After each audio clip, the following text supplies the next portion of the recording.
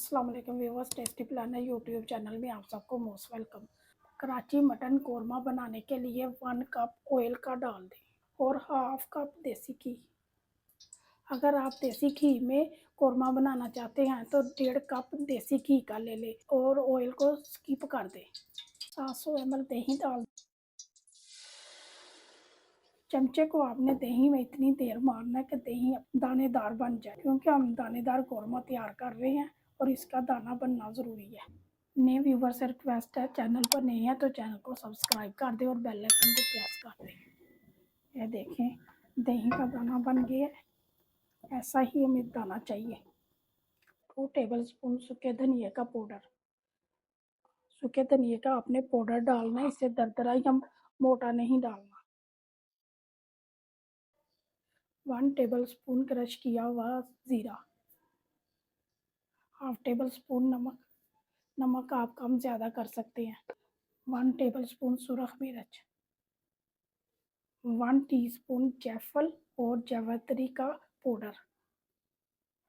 कुछ खड़े मसाले जाएंगे, जैसे कि ये 2 तेज पत्ते, 3 से 4 अब छोटी इलायची, दो दालचीनी के टुकड़े, 1 बड़ी इलायची, 5-6 लौंग और 10-15 काली मिर्चें साबुत डाल दें और मिक्स करें। 1.5 kg मटन का गोश्त आप गोल बोटी का भी ले सकते हैं और मैं ले रही हूँ हड्डी वाला गोश्त। 1 टेबलस्पून कुटा हुआ लहसुन अदरक गोश्त के साथ मिक्स कर लें। वीडियो को स्किप किए बगैर मुकम्मल देखा करें ताकि आपसे कोई स्टेप मिस ना हो।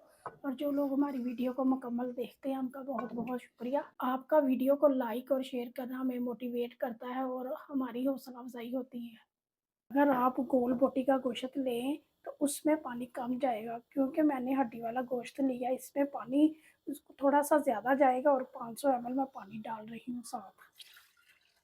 गोश्त को आपने 1-1.5 घंटे के लिए ढक्कन दे के मीडियम आंच पर पकने के लिए रख देना है और मैं आपको 1.5 घंटे के बाद मिलती हूँ। 1.5 घंटे के बाद ढक्कन उठा के मटन को चेक कर। गोश्त अच्छी तरह गल गया है। हाफ कप फ्राई प्याज का पाउडर डाल दें। 1/4 टीस्पून केवड़ा वाटर।